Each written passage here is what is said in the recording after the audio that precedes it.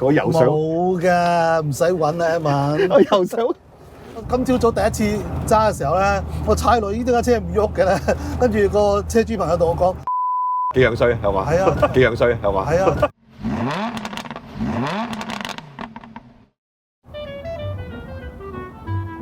浮下浮下，好得意啊！係啊。喂，以前啲 Benz 都係咁嘅喎，即係啲凳都係彈下彈下嗰種嘅喎。係啊，我都唔明點解 Benz 將凳整到咁腍嘅。係啊，我今日就明。我都明，因為啱啱龍 Sir 講俾我聽，記得繼續睇落去啊嗱！而家我哋坐緊呢一架咧係1971年嘅280S，編號 W108。喺 Benz 嘅規格上邊，其實呢架係最頂級嘅一揸車之一嚟㗎。我哋細個係睇電影睇電視先見到呢架車㗎。今日有幸坐到，真係圓咗一個夢想㗎喎。Evan，我講個秘密你聽啊！係有嘢聽啊！我做人係做咗幾廿年，差唔多乜都試過。嗱，一樣嘢冇做過嘅啫，就係未做過有錢人。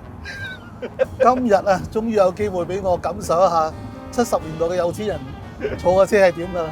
龍 Sir 你講呢啲，今晚買六合彩中咗買呢部，哇！呢架車啊，我諗中咗都未必買得到㗎喎。咁悲啊！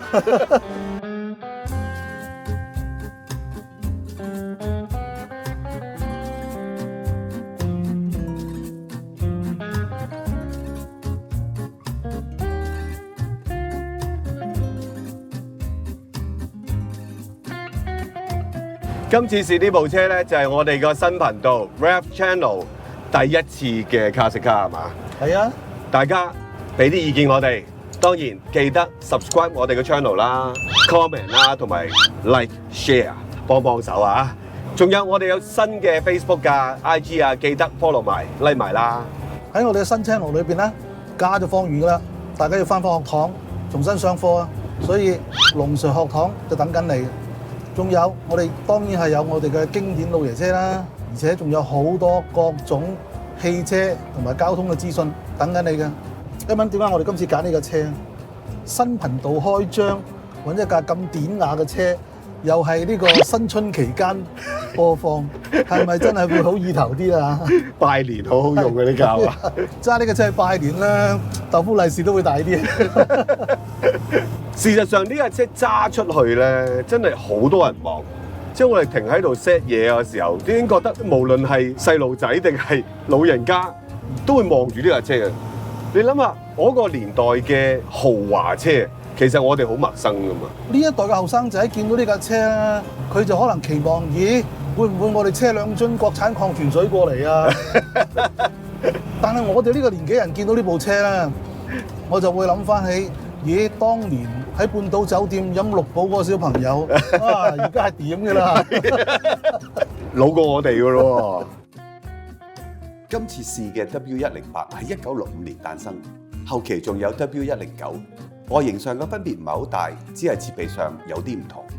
例如109就有氣膽懸掛，早期嘅 Benz 產品線係冇而家咁分明嘅。呢個系列喺7年嘅生產期裏邊，總共賣出咗38萬幾部車，銷量十分多。到1972年，入替嘅車 W116 出現咗，亦即係香港叫嘅孖賓霸。而 S-Class 呢個名亦正式成為車系名稱啦。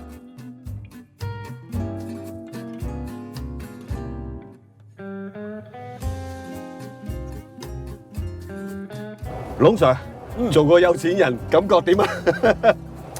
真係唔同啊！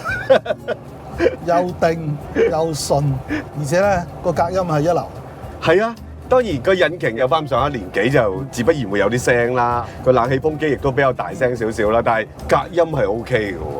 即係我冇諗過50年啊，大佬呢架車，即係仲有呢種嘅隔音水平嘅喎。隔音咁正咧，我諗佢嗰個 car body 啊，個用料啊，降水嘅厚度咧，應該都係好正。頭先我哋兩個都揸過啦，上上落落上上落落咁，有樣嘢好正嘅，即係我嗰種舒適法，唔單止係坐啊，係連揸都好舒服嘅。係啊，超神奇喎！例如軚盤冇乜感覺嘅，但係好容易、好輕鬆。講引擎嘅馬力啊，諸如此類，又唔係話好高嘅。你講扭力都係嗰段時間要有嘅嘢啦，啊，又唔係話特別標青嘅。佢成個設計嘅意念都係令到你揸嗰個又舒服，坐係嗰個又舒服。係咁當然技術上佢用咗好多嘢啦。係啦，譬如嗰個軚好得意嘅，你覺得佢係好定，但係嗰個定咧唔係話好強烈嘅軚感嘅，甚至乎有啲虛添啊個軚感。但係呢一個咁虛嘅軚感咧，佢可以令到你咧係好好咁樣保持喺條路線嗰度，就冇兩頭搶喎。仲有就係、譬如你剪過嗰啲減速膊咧，我開頭第一嘢揸嘅時候都會就一就啊。其實唔好就佢喎。係啊，佢啲車身有翻咁上下重，有個孖喺度釘住啊嘛。如果你慢慢擁佢嘅話咧，你仲反而會成架車擁起咗佢。咁當然唔係叫你5、60咁樣衝過去啦，但係你20、30唔使踩 brake 㗎，你有得去流過去咧，就佢真係處理得好好嘅。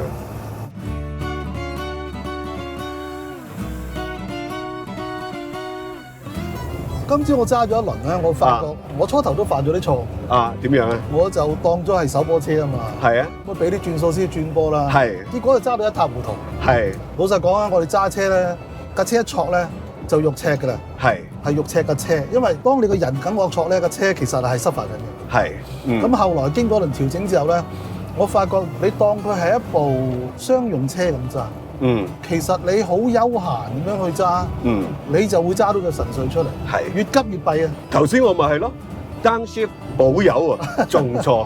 佢個動態範圍真係好闊㗎，即係你有得去，你去左手就轉啦，唔好搞咁多嘢啦，就咁行啦。所以呢架車咧帶翻俾我哋睇50年前汽車發展係點。嗰段時間嗰啲工程師係擺心機落去整部 engine， 係令到部 engine 可以幫你由慢行到快。而家咧就唔會啦，而家冚唪唥靠波箱做。係啊，7速啊、8速啊、9速啊、10速啊。其實唔過癮嘅。呢架車都傳奇喎，一問。啊！一架50年車齡嘅車，原來前任車主數目唔多嘅喎。係啊，好似幾個㗎咋？而家借車俾我哋呢位朋友，好似好多 Benz 嘅 Classic Car Collector 一樣，都係會執嘅。呢架車佢買咗翻嚟差唔多4年啦，執咗2年喎。佢就話其實大部分時間都係等合適嘅 mechanic 去做。咁亦當然要等車房有時間去慢慢幫你搞，因為呢架車真係要用心機去搞。反而零件真係唔使擔心喎。Classic Car 呢個世界裏邊 Benz 真係最主流咁滯嘅，係咪？所以零件真係唔使擔心，問題只係價錢啫啊！同埋呢架車當時個生產量都有成10幾20萬部啊！係啊，都幾主流嘅。W108係好多人會買嚟儲、買嚟玩嘅，即係其中一部 classic 嘅 Benz 嚟嘅。今時今日睇 W108設計真係十分靚。其中一位負責外形設計嘅88歲嘅設計師，最著名嘅設計你一定聽過，例如1963年嘅平治230 SL Pagoda， 到1970年佢轉咗去寶馬度工作，而寶馬第一部 concept car BMW Turbo 就係出自佢嘅手筆啦。後嚟嘅635 CSI、E21 3系、E23 7系、E12嘅5系都係佢嘅作品。不如你又揸下，係咯，調位，我想坐下。我又想冇㗎，唔使揾啦，一晚。我又想，我已經揾咗好多次啊！即係冇咗安全帶咧，嗰種感覺咧，個人好唔實在。安全帶嘅法例啊，喺香港係80年代之後先有嘅。係，因為呢架70年代嘅車係冇安全帶嘅。好啦，我哋開車。好。我之前揸 S Class， 即係前2代咧，個油門都係咁重嘅。其實真係有原因嘅，即係嗰個油門嘅微細度，等你唔好咁容易就飆喎成架車。但係我係估唔到，連個 brake 咧都係咁現代啊！咁 Benz 喺呢方面嘅技術咧，一路都係領先緊嘅。因為呢一款嘅對落一款咧，已經開始研究 ABS 啦。係啊，係啊。你係咪早咗人哋10幾20年啊？係啊，係啊。我又冇辦法想像呢架車出現嘅時候，我哋真係好細㗎嘛。究竟賣緊幾多錢咧？嗬？有冇啲老行專或者啲資料狂人可以話翻俾我聽，呢架車係賣緊幾多錢㗎啦？真係要問下啲前輩至得啦。我同你拍咗咁耐 Classic Car，呢部可能係其中一部我係試得最慢嘅一部 Classic Car。係啊，呢架車我哋要享受嘅唔係佢個速度，啊，而係佢嗰個乘坐感啊，俾到我哋成個氣氛啊、舒適個感覺啊，係我哋需要享受嘅嘢。 50啊，唔啱，係喎， 30啫。係啊，呢個咪錶仲係 miles 嚟嘅。係啊，嗱，大家咁好奇怪，以前真係 miles 嚟㗎嚇，後生嗰啲可能唔知啊。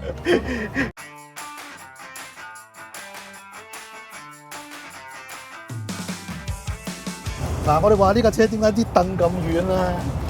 開估啦，真係要講一講個裏邊嘅玄機喎嚇！呢架車個尾避震咧係一個好特別嘅尾避震，望落去咧就好似非獨立咁，但係其實佢係獨立嘅。但係獨立得嚟咧，你係見唔到條車軸嘅喎，佢係有個軸套嘅喎，但係佢成個軸套係分成左右一齊喐。咁由於佢有個 axle 喺度啊嘛，所以佢喐起上嚟個重量嘅 unsprung weight 咁大，就少不免會影響到個車身嘅舒適感。所以就喺種凳裏邊做到咁舒服咧，就啱啱蹬翻佢。係，即係其實獨立同非獨立嘅一個混合體，係呢個過渡嘅嘅產品。龍翔道嘅出名凳㗎啦，而家我哋都好舒服啊，應付自如啊。係啊，張凳咧功勞好大。Evan啊，你揸成日咧，你好似最欣賞波箱喎。係啊，佢4前速波箱啦啊，即係大家覺得哇唔係啩4前速？有咁出奇啫，打50年嘅車，但係佢每個喐嘅動作咧，哇清晰到好似有個舞步咁啊！噔噔噔噔噔噔，仲有個 clutch 係好容易處理嘅。譬如我哋以前揸個 Beetle，個 clutch 真係好重噶嘛。呢個咧個 clutch 咧冇乜所謂磨合點唔磨合點，你咪鬆咯，鬆佢就磨咗噶啦，咁咪行咯。但係唯獨未習慣就係個油門咯，都係即係好似你所講，要用另外一種揸法，就係當佢柴油重型車咁揸。你又講下柴油重型車係點揸？其實你揸 Benz 嘅經驗比我多啦。今朝早第一次揸嘅時候咧，我踩落呢架車唔喐嘅咧，跟住個車主朋友同我講：你要踩深啲啦咁樣嚇。係踩深咗之後咧，個車開始有反應啦喎，咁樣，跟住點算咧？開得好慢喎，我係咪再踩深啲啊？跟住後來咧，我就發覺佢個表現咧，真係有啲似柴油車。揸柴油車係唔急得噶嘛。你俾油一陣間佢先至行，而佢行咧，佢係需要時間嘅。喺個過程裏邊，你再俾多啲油咧，其實對件事情冇幫助嘅。你搏命篤油咧，只會令到你轉波啊更加錯嘅啫。係，仲有就係你夾硬再俾多啲油，都有機會個發油器係冚熄咗嘅。即係好似頭先我嗰個情況就係咁啦。係啦。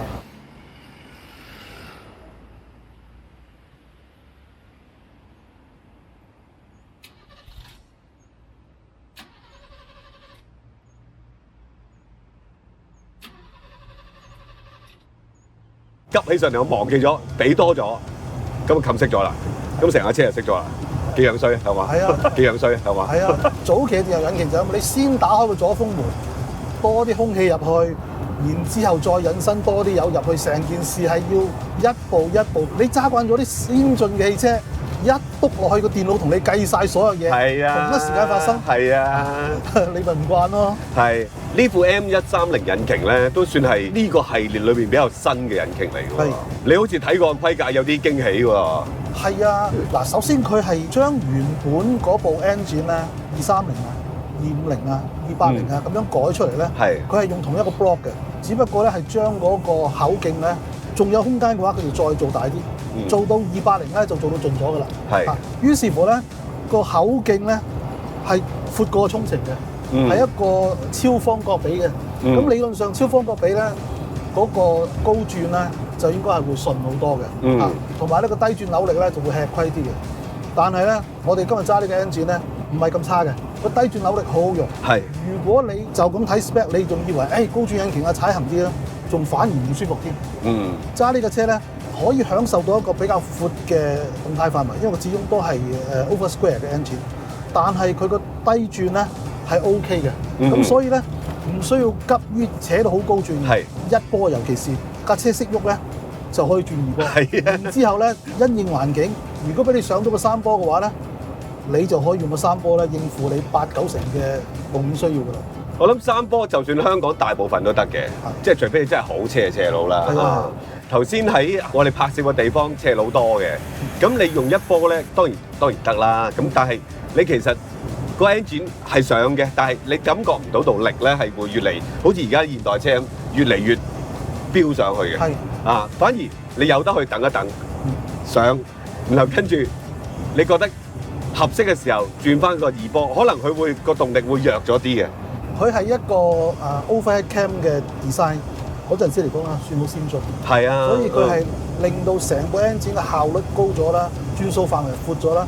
但係佢個彎路角度咧仍然好垂直嘅，係有利於低轉嘅。所以你唔可以期望好似80-90年代嗰啲 multi valve 啊，可以去到4-5千轉，仲係咁上啊。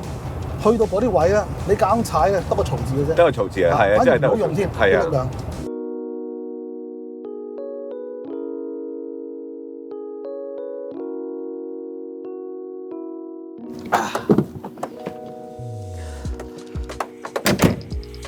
好靚啊！隻老 Sir 做咗一日有錢人，係啊，雖然只係一日，但係都完咗我哋揸到 classic 嘅 Mercedes-Benz 呢個心願。仲有乜嘢老爺車你想揸啊？想試啊？其實只要係有代表性、好玩嘅，我就無任歡迎嘅。好快好勁嗰啲都得。唔好咁易甩尾啦，就 OK 噶啦。咁你咧慢嘅你介唔介意啊？我揸得喐嘅，應該都 OK 嘅。嗱，呢架 Mercedes 就係我哋開台 Drive Channel 嘅第一部 classic car。咁呢個環節我哋會繼續做落去㗎。如果大家有啲乜嘢嘅珍藏車或者古董車，想我哋拍攝下、講下，亦都俾我哋開心下。咁記得聯絡我哋啦，email 有得，Facebook 聯絡我哋有得㗎。